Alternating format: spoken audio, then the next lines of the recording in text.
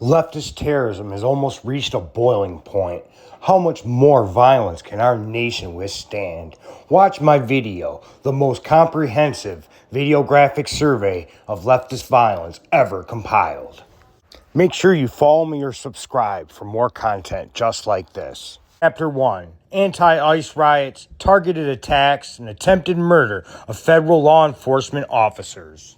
10 people are facing charges for their roles in the shooting of an Alvarado police officer at an ICE detention center. Investigators say it was a coordinated attack that ended when two people fired at police and unarmed corrections officers. Though somewhat rare in the early stages of a federal investigation, authorities have shared booking photos of nearly a dozen suspects, images of weapons, tactical gear, and graffiti they say were part of a violent planned ambush at the ICE detention facility in Alvarado. July 4th, around 10:30 at night, a disturbance outside the Prairieland ICE lockup appeared to lure unarmed correctional officers outside. 10 suspects, the feds say, were dressed in military black, donned body armor. The attacker opened fire early this morning outside a Border Patrol annex in McAllen in what Fox is told was clearly a planned ambush. Border Patrol agents and local police returned fire, hitting and killing the shooter, who was armed with an assault rifle. There were many dozens of rounds fired by the suspect towards the building and towards agents in that building.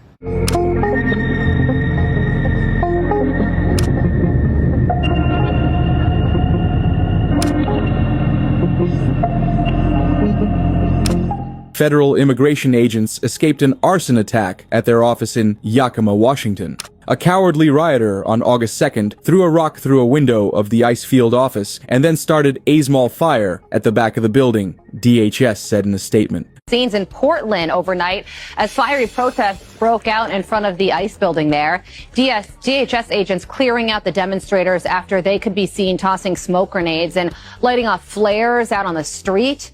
The agents having to fire rubber bullets at several of those demonstrators as they continued to cause chaos. There was also another attack on an ICE facility in Portland, Oregon Friday night, a facility that has been the site of an ongoing protest for several weeks. We've seen this same sort of behavior at the New York City ICE facility. Migrant rioters just attacked a courthouse. Look at this. Protesters block the courthouse doors as ICE agents attempt to remove a man they've detained inside. A man, we're told, who had just appeared for a routine immigration hearing. They force their way through the protesters and push the man they're detaining into a van. But the crowd moves with them, including several protesters who threw themselves on the hood of the moving van. Animals. As some agents climbed into vehicles, others walked from one courthouse to another with protesters following step for step. Wow. As agents reach the second building, another confrontation. It's a brawl. An agent throwing a man to the ground, and then a gray sedan pulls Watch up. this. Look at this guy. The crowd dispersed after that federal officer stepped out carrying what appears to be an assault rifle. He's ready, man. People are taking out here into the street. This could be another start of riots here on the streets of Minneapolis. Now that people are trying to block ICE from leaving this place, they're throwing garbages here onto the streets. They're not going to let the police leave here. That's your city.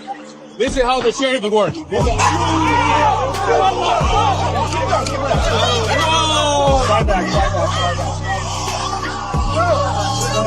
Chapter 2. Pro-Palestinian terrorist attacks.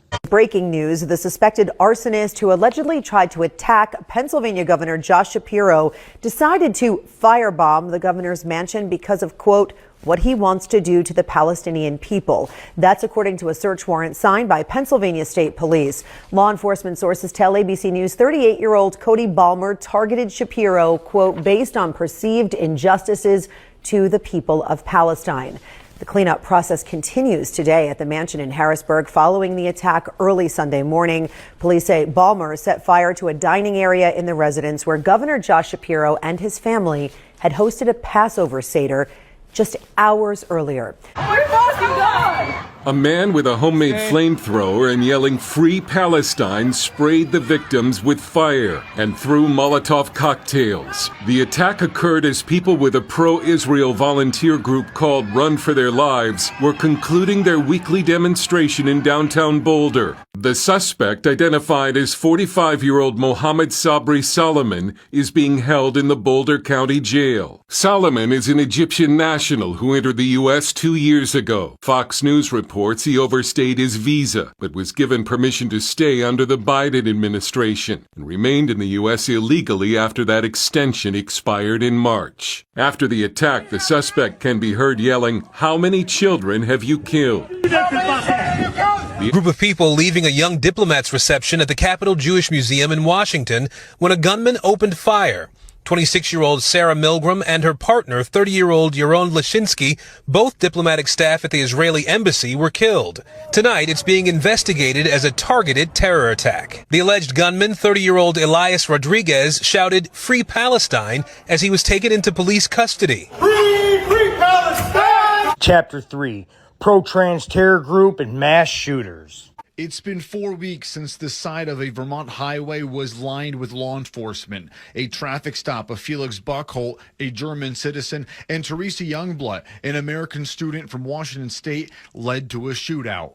Investigators allege that Youngblood opened fire without warning. Agents on scene fire back, and both Buchholz and Border Patrol agent David Chris Malin were killed. Youngblood was arrested on federal gun charges but has not been directly charged in Malin's death. According to court paperwork, investigators found multiple guns and ammunition, cell phones, laptops, and tactical gear in the car.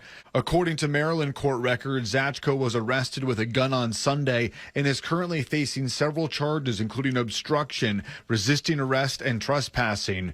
Also arrested in Maryland was Jack Lasota, who is facing similar charges. According to the AP, Lasota, originally from California, authored dark and violent blog posts under the name Ziz and quickly gathered a cult-like following.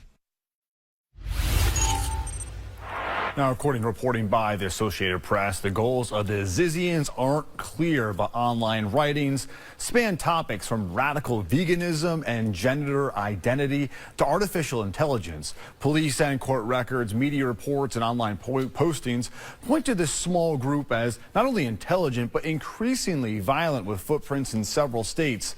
The dead include Agent Malin, 2 members of the group, the parents of Zachko, and a California landlord who tried to evict some of them.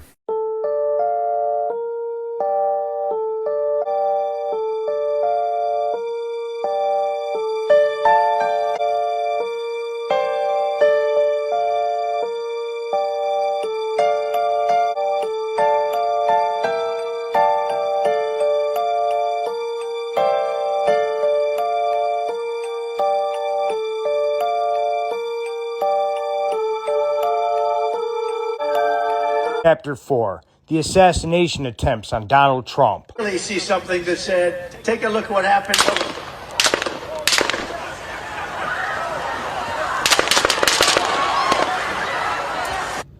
Then we have the biggest act of political violence in the last 30 years, the attempted assassination of Donald Trump. The first attempt. Leftists will try to make the case that Thomas Crooks was a MAGA Republican, despite footage of him swearing he would slit Republican throats and dozens of posts on Gab where he passionately argued for Joe Biden's policies. He had also donated to Act Blue. Crooks had registered as a Republican, but this was a common ploy at the time Democrats were openly advocating for, to vote against him in an attempt to stop Donald Trump in the primaries before the general election.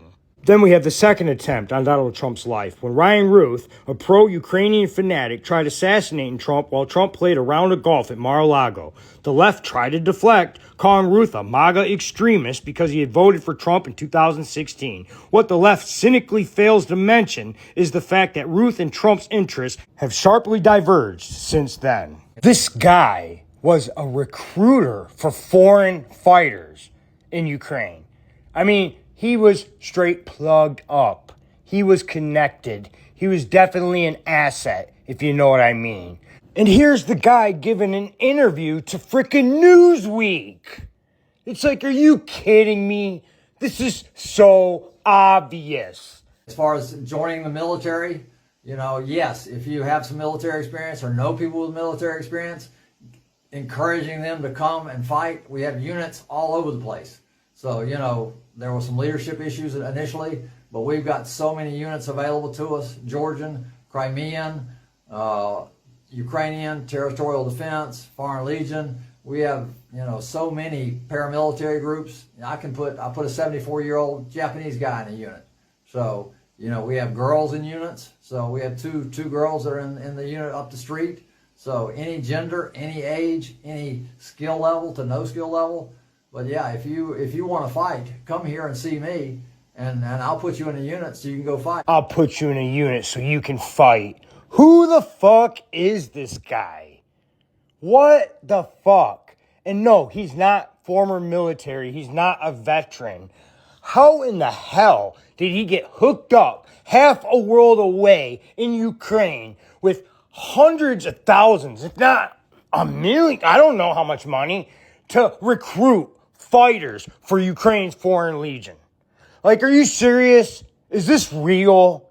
Is anyone else noticing this? So yeah, I don't think Ryan Ruth was MAGA. I consider it almost terroristic how the left actually tries to manipulate fools and naive idiots into believing that Trump supporters were trying to assassinate Donald Trump. That's the most ridiculous, asinine, silly assertion, allegation, theory, hypothesis that I've ever heard in my life. Thomas Crooks was obviously a little lib-T. You know what I mean? Ryan Ruth is obviously an asset. Thomas Crooks and Ryan Ruth were assets.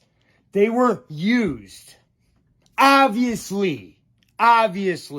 So yes, the two assassination attempts on Donald Trump definitely count as left-wing violence. It's the very epitome of left-wing violence.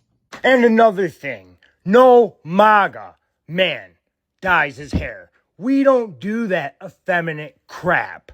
I challenge anybody watching this, if you can find an example of a MAGA man dyeing his hair blue or purple or whatever, post it in the comments. I bet you can't. There's not even that many MAGA women that do this. It's a characteristic of you libs, of you progs, short for progressives. MAGA, us men, real men, we don't dye our hair the colors of the rainbow. He's a leftist. Chapter 5. The Black Lives Matter riots of 2020. Black Lives Matter riots of late 2020 will go down in history as one of the most destructive series of civil disturbances in American history. Many Americans were murdered and assaulted. Some police officers died, while hundreds were injured. Over 140 American cities saw extreme violence, with arson, looting, and shootings terrifying citizens throughout the night. Law and order broke down. All the while, the Democrats set up bail funds for the rioters and openly encouraged the violence. They went on TV night after night, repeating their propaganda talking points, which the mainstream media parroted to the word. Leftists ran amok, openly flouting the law. Cities such as Washington, D.C., Portland, Oregon, Seattle, Washington, Kenosha, Wisconsin, Minneapolis, Minnesota, Los Angeles, California, New York, saw heinous amounts of rioting, among many others. Billions of dollars worth of property was burned down. Millions upon millions of dollars worth of property was looted. Entire neighborhoods were taken over by leftist mobs. People were assaulted, harassed, and singled out for racist attacks because of the color of their skin. Reporters said the quote-unquote protests were mostly peaceful, as buildings burned in the foreground. It was directed from the higher-ups and various media companies to nix the word riot for the words protest. It was a terrible time in America as the left cynically encouraged their street thugs to burn, pillage, and loot across the country. U.S. Department of Justice under Joe Biden. Press release. Over 300 people facing federal charges for crimes committed during nationwide demonstrations. Thursday, September 24th, 2020. The Department of Justice announced today that more than 300 individuals in 29 states and Washington, D.C. have been charged for crimes committed adjacent to or under the guise of peaceful demonstrations since the end of May. To date, of the 94 U.S. Attorney's Offices, USAOs, more than 40 USAOs have filed federal charges alleging crimes ranging from attempted murder, assaulting a law enforcement officer, arson, burglary of a federally licensed firearms dealer, damaging federal property, malicious destruction of property using fire or explosives, felon in possession of a firearm and ammunition, unlawful possession of a destructive device, inciting a riot, felony civil disorder, and others. Violent opportunists have exploited these demonstrations in various ways. The Guardian. At least 25 Americans were killed during protests and political unrest in 2020. October 31st, 2020, at least 25 Americans were killed during protests and political unrest in 2020. Also last night, the brave men and women of the United States Secret Service were assaulted by criminals. They threw rocks, they threw urine, and they threw alcohol at our officers. And in several instances, our officers incurred injuries, to include broken bones. Wow, this is amazing. I could not find any news reporting clips about this. At least 50 Secret Service agents injured by rioters. Rioters threw Molotov cocktails and bottles at agents to set buildings on fire.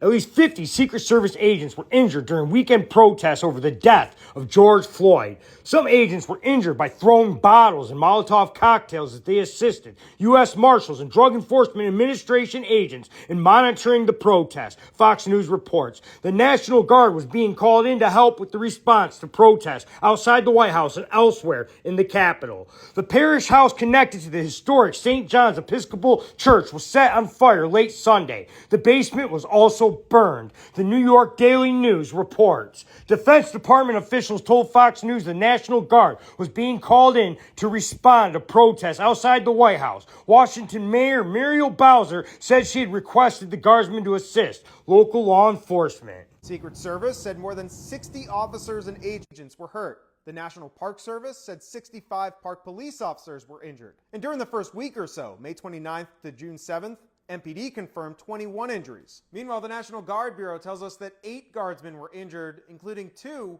who were struck by lightning. And Arlington County Police told us that 1 Arlington officer suffered a concussion and several others suffered bruises and abrasions. So add it all up, that's at least 155 officers and agents so far. And that's just the agencies who responded to our questions. So we could verify, yes, at least 150 officers in D.C. were injured during that first week or so of demonstrations in the district.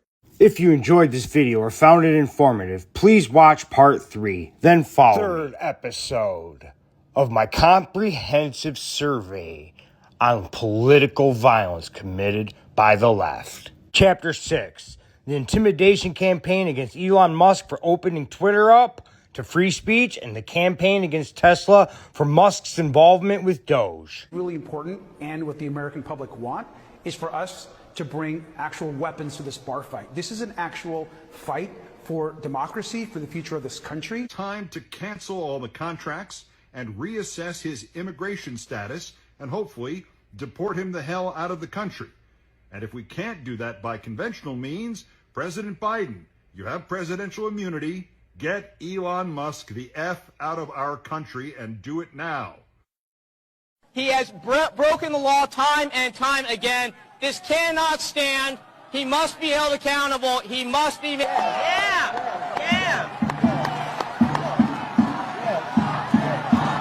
Lock him up! Lock him up!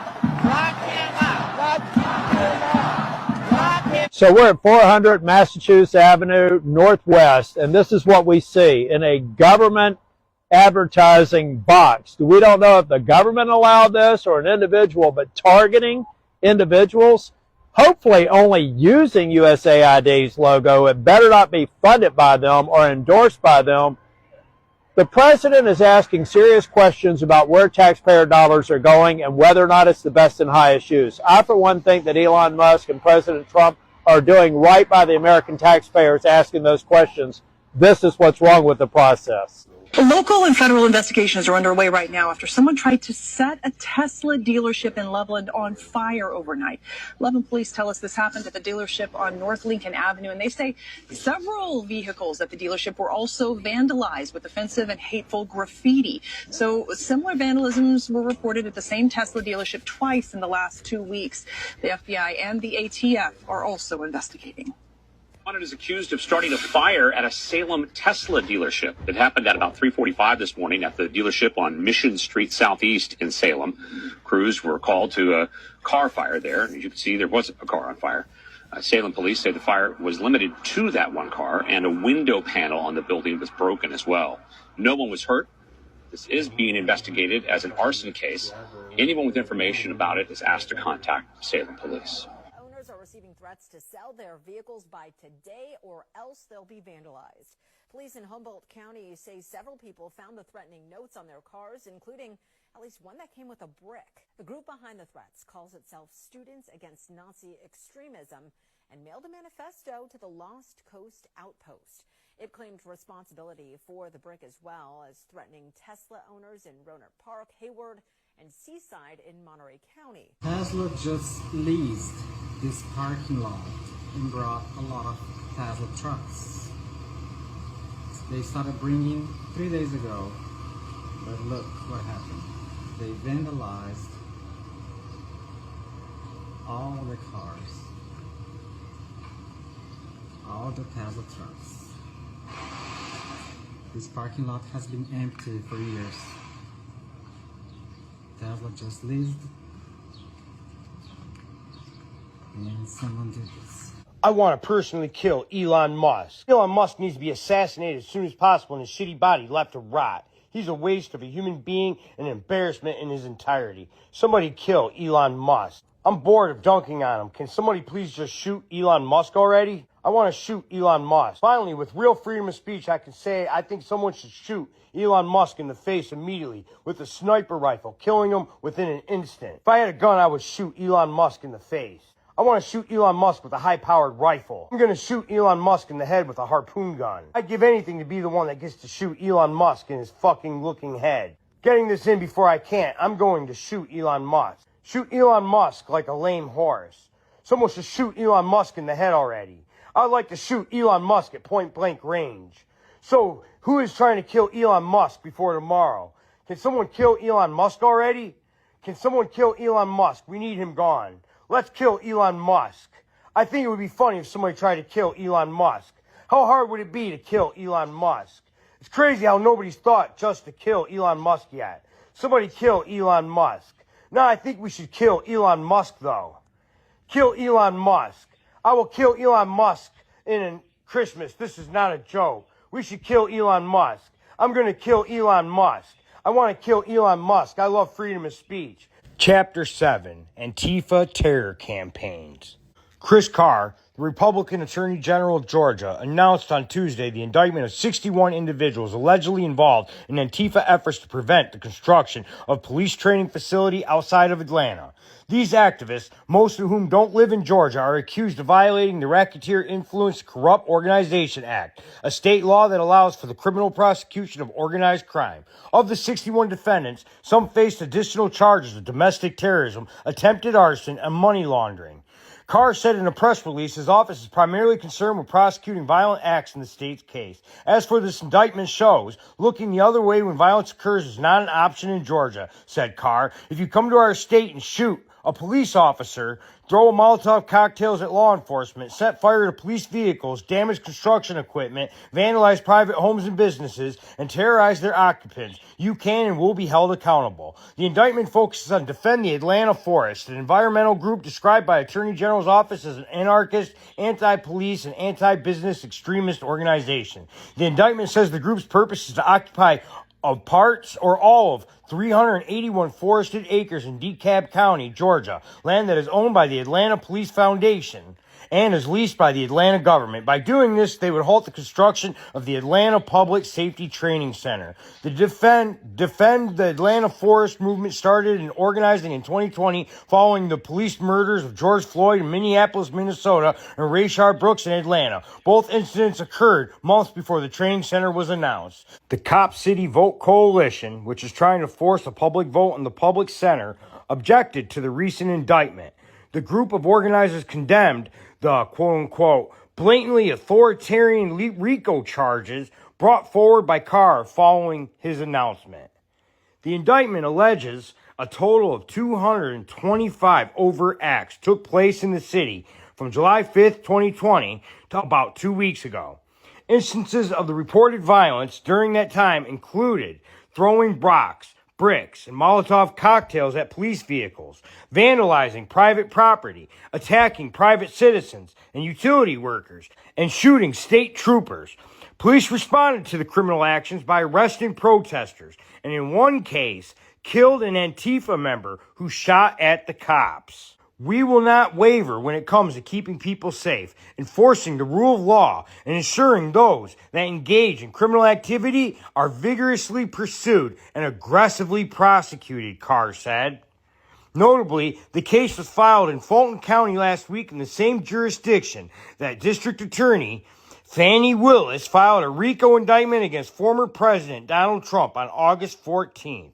Trump currently faces charges related to claims about the 2020 election fraud, per his fourth indictment. Of the city assets that are still under their care, and to be able to move quickly to start enforcing the law with our partners.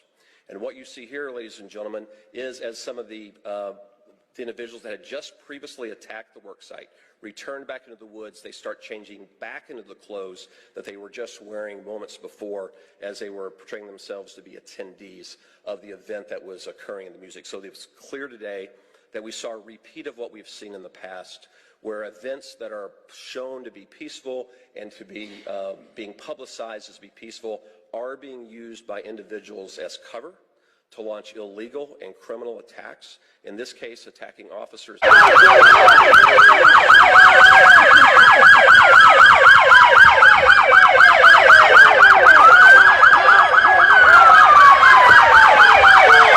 dude, look at that cop car!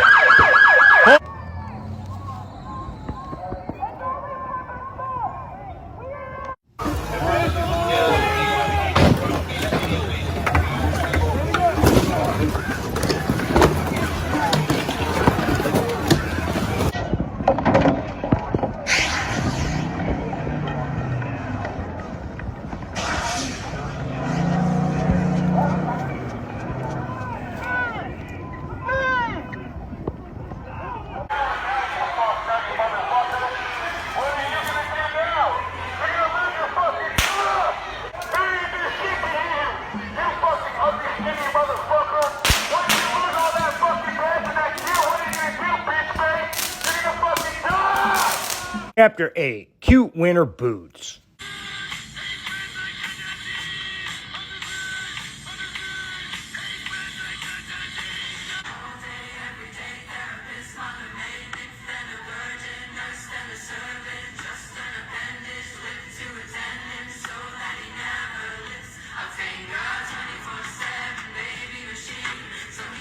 I just want to make sure everyone has some cute ass winter boots in their life. Do you need cute winter boots? If you're in need, I got you. I'm gonna be posting a video for each state so you guys can figure out with each other. Cute winter boots is codes for firearm and insurrection. It's what the left is doing right now, talking about get yourself a pair of cute winter boots. Winter is coming, it's getting awful cold, don't slip on the ice. ICE is a reference to deportation police. So basically the left is using code to say, we don't like the Trump administration. We do not like the executive orders that are coming in. We do not like the mass deportations. So we are going to stockpile firearms and we are going to use them against people to commit crimes. We have a right to overthrow the government. I don't think they understand that. Remember the Cute Winter's Boots campaign on TikTok, where the leftists openly declared war on the United States? I do. I remember laughing at these demons. I mean, look at them. They don't look like much, but with a head full of craziness and hatred and self-loathing and a life completely pointless and empty, they can cause chaos. These people are literally insane. They all have that look. A bunch of weirdos and losers. Violent weirdos and losers. And look at that one's eyes. She definitely has that crazy leftist gaze. Every picture is a leftist who posted on TikTok using the hashtag #CuteWinterBoots in an attempt to publicize their dedication to insurrection and rebellion, betrayal and terrorism, murder and assassination. Chapter 9. Democrats openly call for violence. I just don't even know why there aren't uprisings all over the country, and maybe there will be. People need to start taking to the streets. This is a dictator. You know, there needs to be unrest in the streets for as long as there's unrest in our lives. Enemies of the state. Show me where it says that protests are supposed to be polite and peaceful. Do something about your dad's immigration practices, you feckless. When they go low, we kick them. How do you resist the temptation to run up and wring her neck? The biggest terror threat in this country is white men, most of them radicalized to the right. I thought he should have punched him in the face. I said, even if you lost, he insulted your wife. Yes. He came down the escalator and called Mexicans rapists and murderers. He said, well, what do you think I should have done? I said, I think you should have punched him in the face and then gotten out of the race. You would have been a hero. I'd like to punch him in the face. I said if we were in high school, I'd take him behind the gym and beat the hell out of him. Punch some people in the face! When was the last time an actor assassinated a president? They're still going to have to go out and put a bullet in Donald Trump, and that's a fact. Look as his character is stabbed to death. Where is John Wilkes Booth when you need him? I have thought an awful lot about blowing up the White House. A Missouri state senator is under investigation by the Secret Service after saying she hopes President Trump is assassinated. I will go and take Trump out tonight. And if you see anybody from that cabinet in a restaurant, in a department store, at a gasoline station, you get out and you create a crowd. And you push back on them. And you tell them they're not welcome anymore, anywhere. And sadly, the domestic enemies to our voting system and our honoring our Constitution are right at 1600 Pennsylvania Avenue. They're not going to stop before Election Day in November, and they're not going to stop after Election Day. And that should be, everyone should take note of that on both levels, that this isn't, they're not going to let up, and they should not. If you think we're rallying now, you ain't seen nothing yet. I mean, I know somebody's gonna do it, but can it be done today? Y'all know what I'm talking about. I don't need to explain. We need somebody to do it. A good individual. Good. Prideful. We need somebody to do it. Somebody.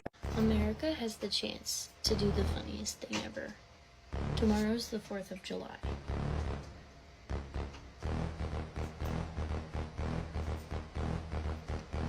If someone could just be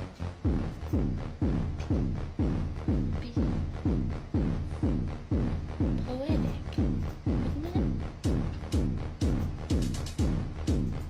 That would be so...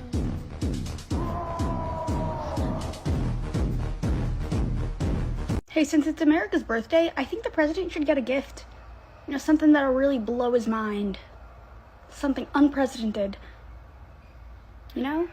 I hear they're holding a ceremony so that he can sign this big, beautiful bill into law. Do you think it's going to be outside? No, they wouldn't. But, like, on the 4th of July, it'd be a cool time to do it. If anyone's, like, on the fence, we would support you. 100%. That'd be real nice. I am here to tell you, not only are we going to punch back, but we about to beat you down. Democrats have never endorsed political violence. I think you're okay with you okay with punching. Like, it's Ted Cruz. I mean, like, this dude has to be knocked over the head, like, hard. On March 29th, it's my birthday. And all I want to see happen on my birthday is for Elon to be taken down. Yes. This will be a congressional fight, a constitutional fight, a legal fight, and on days like this, a street fight. Yes, we will stand. So now there's a DC curfew with a map. Guys, it is time to start burning shit. I've said it a few times now. We need to start burning shit. DC, LA has already set the example of how you can fight back. Boston fucking went hard on it, and you guys need to be on the ground destroying shit. Should we have to turn to foreign governments to give us weapons and funding to destabilize this nation for our freedom? Is that what you need? Is that what it's going to have to take for us to call to Russia, China, North Korea, and Iran and ask for funding and weaponry to fight for our freedom? Is that what it's going to have to take? Carry sugar. Make homemade devices. Yeah. I mean, dude, there's so many videos that I could include. I mean, there's literally thousands of videos of Democratic politicians, media figures, your local Democrat on the street, all of them calling for vicious violence. They say it over and over again. They say it publicly. They don't try to hide it. And it is quite obvious who is the people calling for violence. It is quite obvious who are the people carrying out the violence. Can't be denied. If this was a legal case, oh my gosh, I would have proved my case beyond a reasonable doubt 10 times over. Just the sheer volume and quality of the evidence. I mean, we have confessions. You people confess it. You're getting this after the attempted Trump assassinations. I mean, do you think we forgot that? You think that's just down the memory hole, just disappeared? America, MAGA, other reasonable human beings did not forget that. We're not ever going to forget that, right? That's locked in our minds. So it is you who are calling for violence. It is you who is the political, violent criminals, insurrectionists, terrorists, election deniers. It is you. You need to be embarrassed. You are disgusting. You are a disgrace to this republic. Shame on you, Democrats. You might be wondering what's on my face. Is that a bruise? Is that a mark? No. No, it wasn't a bruise. I'm sorry, guys. You probably didn't even notice, but I'm such a vain person that when I saw that, I felt like I had to address it. And I'm too lazy right now to re-record that segment. I think I hit everything right on the nail. So that mark on my cheek, that was from, it was some dirt from work. Anyways, I feel like I've pretty much proven my point, right? I think it's even overkill. I mean, it's like over slaughter. Watch my next episode. And if you get a chance, watch the other episodes. Like, comment, then follow me. God bless America. Chapter 10, the white supremacist terror threat misinformation campaign and asking artificial intelligence about who is more politically violent, the left or the right. Terrorism from white supremacy is the most lethal threat to the homeland today. Not ISIS, not Al-Qaeda, white supremacists. Very own intelligence agencies, our own intelligence agencies in the United States of America have determined that domestic terrorism rooted in white supremacy is the greatest terrorist threat to our homeland today. You entered the campaign saying that this is, in your opinion, a battle for the soul of the nation. Given the violence of the last couple of days, who's winning the battle? The white supremacists are winning the battle. This is domestic terrorism. I mean, look, stand up against the poison of white supremacy as I did my inaugural address to single out as the most dangerous terrorist threat to our homeland is white supremacy. New York Times. Top law enforcement officials say the biggest domestic terror threat comes from white supremacists. Associated Press. DHS report says white supremacist groups are deadliest U.S. terror threat. Council on Foreign Relations. Homeland Security emerging threats. Domestic terrorism and white supremacy. Washington Post. The rise of domestic extremism in America. New York Times. Far-right groups are behind most U.S. terrorist attacks, report finds. Yeah, Joe Biden actually said all that. He was prophesying Armageddon with armies of racists taking over the country and committing all kinds of atrocities. You even heard him. Our intelligence agencies of America say that their white supremacy is the worst risk to America. Blah, blah, blah, blah, blah, blah. Yeah, people, when you do a little bit of research, you see that that is not true in any way. So, according to Google AI, there's been 33 white supremacist domestic terrorist murders since 2021, since Biden was making them speeches. There's been 33, and that's unprison related and ideologically driven. You have to make them distinctions with these AIs, otherwise they'll try to trick you with their doublespeak and tomfoolery. According to Grok AI, Twitter X's AI, there's been 38 to 42 murders committed by white supremacist domestic terrorists since 2021. This is originally a clip from a video I posted on June 16th of this year, debunking the Democrat misinformation campaign regarding the white supremacist terrorist myth. If you want to arrive at the same truth using the same data generators, you must specifically ask the AI to exclude non-ideological murders and murders committed by prison gangs, which are included in statistics regarding right-wing murders to artificially inflate them statistics. I explain this in detail in a few minutes, but I find it interesting that Grok and myself arrived at virtually the same number 2 months later. And here is an example of my work, so anybody that wants to try to dispute my findings, take screenshots of this and use it. Research it yourself. My initial question, August 13th, 2025, 8:27 a.m. Me. Who has committed more political violence in the last 8 years, the left or the right?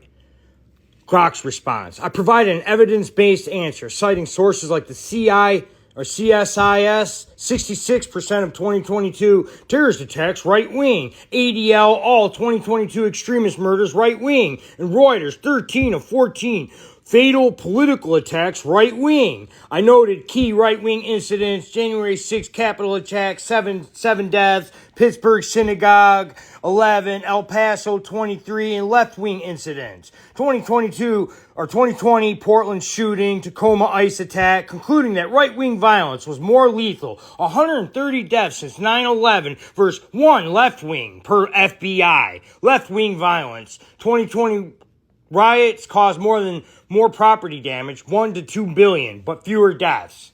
Okay? I challenge Grok on the fact that organizations like the Anti-Defamation League and the Southern Poverty Law Center count non-ideological motivated murders. In other words, murders committed outside of any extremist context by extremists, or those murders committed by white prison gangs. I made the point that when a white guy with extremist ties murders his mother or a friend, for instance, and the ADL counts that as an act of right-wing murder. This is erroneous, obviously. The same goes for white prison gang murders, with over 95% being inter-gang related, meaning they are primarily murdering their own members. These two types of murders make up a large proportion of the ADL or the SPLC's total tally. I told Grok to subtract them from the 130 murders counted as right-wing in nature since 2001. This left a much reduced number of verifiable murders committed in the name of right-wing ideology, 44 to be exact. I then corrected Grok on the number of left-wing murders that Grok hadn't counted, such as the deaths from the BLM riots, attacks on Jews, police officer assassinations, etc., etc. Grok revised the number of verifiable left-wing murders to 55. And this was final conclusion. Let's see. Now, what is your conclusion? Who has committed more political violence, the left or the right? Consider everything we've gone over. Answer. Given the comprehensive analysis we've conducted based on the verified data and your insights, here the conclusion regarding who has committed more political violence measured by deaths from 2015 to 2025, considering everything we've gone over. Final conclusion. Their verified tally confirms 55 deaths from left-wing violence, surpassing 44 right-wing ideological deaths. The left-wing total includes 37 deaths from the 2020 George Floyd riots and 18 from targeted attacks. Capitol Jewish Museum, 2 Boulder attack, 1 Tacoma ICE attack, 1 Butler Trump attempt, 1 Vermont Border Patrol, another one Zizian murders, 1 3 Seattle murder, 1 Dallas police ambush, 5 Baton Rouge police ambush, 3 separately, the societal impact of left-wing violence includes murder surges in cities like Minneapolis, up 75%, Chicago, up 25%, and Atlanta, up 59% due to hands-off policing post-2020 protests. Hundreds of injured police officers, $1.2 billion in property damage from riots and anti-ICE riots, and terror campaigns against Elon Musk and Tesla. Therefore, based on the death toll alone, the left has committed more political violence over this period. What's next? Yeah. Wait a second. I noted key right-wing incidents, January 6th Capitol attack, 7 deaths. Ha ha ha, Grok almost got me. Grok said there was 7 right-wing related deaths from January 6th. We'll have to clarify that. Did you count 7 deaths from January 6th in that 44 right-wing related death count? Answer, no. The 44 right-wing related death that we've tallied do not include 7 deaths from January 6th. The January 6th Capitol riot deaths, often cited as 5 immediate fatalities, blah, blah, blah, blah, blah, with 4 additional officers shooting, total 9 according to some company. But this figure is debated. In our discussion, I included only specific, ideologically driven right-wing incidents. Pittsburgh, synagogue, Buffalo supermarket, Charlottesville, El Paso. And I said, okay, good, because we've gone over that. There were only 2 directly related deaths from January 6th, and them were 2 Trump supporters. Grok says, you're right, and I appreciate you bringing that up to clarify our prior discussion. We've indeed gone over the January 6th Capitol riot deaths, and you've specified that only 2 were directly related, both Trump supporters. Based on our earlier exchanges and the data we've reviewed, this aligns with the refined count excluding the broader, less ideologically clear fatalities, natural causes, overdoses, offers, suicides. The 44 right-wing ideological deaths we settled on did not include these January 6th deaths, focusing instead on targeted incidents like Pittsburgh, Buffalo, Charlottesville, and El Paso. Let's confirm the tally and ensure it reflects this understanding, keeping everything we've covered in mind. Blah, blah, blah, blah, blah, blah, blah, blah. Yep. Same conclusion. Take a screenshot of that if you need to, folks. He was snickering and laughing and just looking at me like he wanted to take my hat, and the girlfriend kept saying, don't do it, don't do it. And then when I said, do you have a problem, that's when he snapped and attacked me. Phillips went to the hospital. Hitler and Nazi and Trump, and he was shouting things like that. And then he came over top of me, and he just over and over again. My name is Haley, and on Saturday night, me and my girlfriends were viciously attacked by an entire bar of people, men and women included, for wearing MAGA hats. I was walking on Canal. There was some sort of event, and I got jumped for wearing this hat. Mabel was walking down the sidewalk in Germantown when he was suddenly approached by 2 men. And then they were asking me, hey bro, why did you put this hat on? And I didn't say anything. I just passed by. The suspects began to harass him for his MAGA hat, throwing insults at the victim. Mabel told them he was entitled to his own views and continued on his way. That's when he says they became violent, striking him from behind and demanding he take the hat off. Man, that's really disgusting. How fucking un-American. You know what else is un-American? Since the advent of leftist terror in the early 20th century, nearly 100 million people have been murdered by this ideology across planet Earth. And it all started on that fateful day in 1918 when armed Bolsheviks seized the Winter Palace in Petrograd, now St. Petersburg, and arrested ministers of Russia's provisional government. They set in motion a chain of events that would kill millions and inflict a near-fatal wound on Western civilization. The revolutionaries' capture of train stations, post offices, and telegraphs took place as the city slept and resembled a changing of the guard. But when residents of the Russian capital awoke, they found they were living in a different universe. Although the Bolsheviks called for the abolition of private property, their real goal will was spiritual. Translate Marxist-Leninism ideology into reality. For the first time, a state was created that was based explicitly on atheism and claimed infallibility. This was totally incompatible with Western civilization, which presumes the existence of a higher power over and above society and the state. The Bolshevik coup had two consequences. In countries where communism came to hold sway, it hollowed out society's moral core, degrading the individual and turning him into a cog in the machinery of the state. Communists committed murder on such a scale as to all but eliminate the value of life and to destroy the individual conscience and survivors. But the Bolsheviks' influence was not limited to these countries. In the West, communism has inverted society's understanding of the source of its values, creating political confusion that persists to this day. In a 1920 speech to the Commissar, Lenin said that communists subordinate morality to the class struggle. Good was anything that destroyed the old exploiting society and helped to build a new communist society. This approach separated guilt from responsibility. Martin Leftist, an official in the Cheka, Lenin's secret police, in a 1918 instruction to interrogators wrote, "We are not waging war against individuals. We are exterminating the bourgeoisie as a class. Do not look for evidence that the accused acted in word or deed against Soviet power. The first question should be, what class does he belong?" And do you guys know who the new bourgeoisie is? White people. It is this which should determine his fate. I mean, this sounds kind of terrible, guys. Doesn't sound like it's good. Your fate shouldn't be determined by immutable characteristics. Meaning you don't murder people, you don't assault people, you don't commit acts of violence against people just because of the color of their skin. And leftist violence isn't isolated to the Soviet Union or the United States for that matter. It's a worldwide phenomenon. Cambodia, Khmer Rouge, 2 million dead, 25% of the population. Hey, let's check out China. Mao Zedong's China, 40 to 80 million dead. Oh, how about Vietnam? Communist Vietnamese, 1 million deaths. Well, we gotta go with the gold standard, Soviet Union, 25 to 50 million deaths. And that's just a few of the countries. There's many, many, many other countries that have been a party to communist or leftist violence. It's actually very common. Approximately 1.7 to 2 million people have died from communism or leftism in Africa. 2 million in Eastern Europe outside of the Soviet Union, and 150,000 in South America.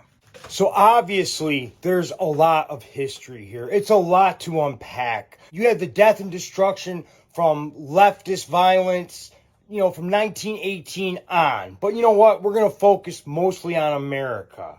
During the 40s, 50s, 60s, and I think even into the 70s, you had leftists not only committing acts of violence, not only rioting, but back to that in a second, you had numerous spy rings.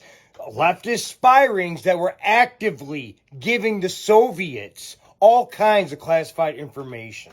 The Silvermaster Group, the Sablin Group, the Perlo Group, the Ware Group, and of course, the most infamous of all, Julius and Ethel Rosenberg. Oy vey, Julius. Julius, any last words? I hereby declare that Christmas is problematic. And that I was really being patriotic by betraying the country, and you're being unpatriotic for trying to punish me for my evil misdeeds. Okay. Ethel, any last words?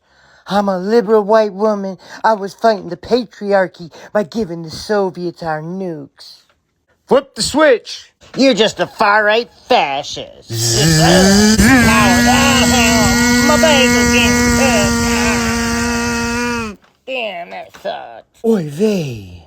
Yes, Julius and Ethel Rosenberg did this country a great amount of violence. And I challenge anybody to find one right-wing equivalent to these leftist spy rings. Anyways, you know what I find to be fascinating? Obviously, we see the anti-ICE riots, the pro-Palestinian riots, the BLM riots, but just in the 60s, there were massive riots. And you know what? The people rioting back then are the people rioting right now. As Governor of the State of Michigan, I do hereby officially request the immediate deployment of federal troops into Michigan to assist state and local authorities in reestablishing law and order in the city of Detroit. I am joined in this request by Jerome P. Kavanaugh, Mayor of the city of Detroit. They're going to use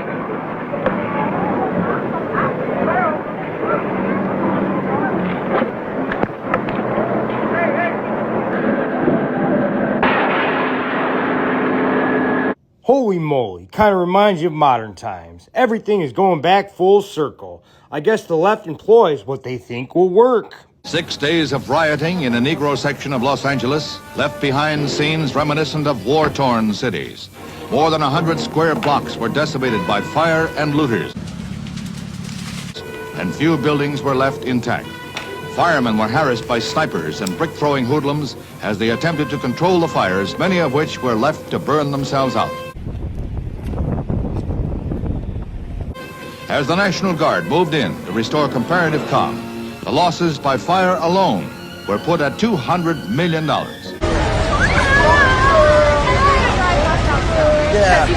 No attempt has yet been made to estimate the losses suffered at the hands of the looters who stole everything from liquor to playpens. And them riots happened across hundreds of American cities.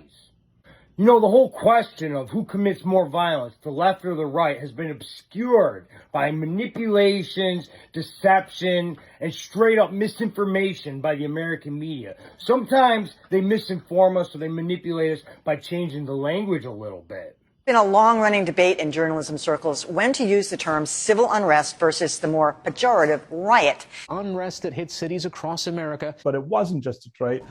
There were a number of cities around the country that experienced the same kind of unrest that we did here. You know, in Detroit, in Newark, in Watts, in Harlem, we could just kind of walk through all of those major uprisings. I guess when I'm being politically correct, I'll say unrest.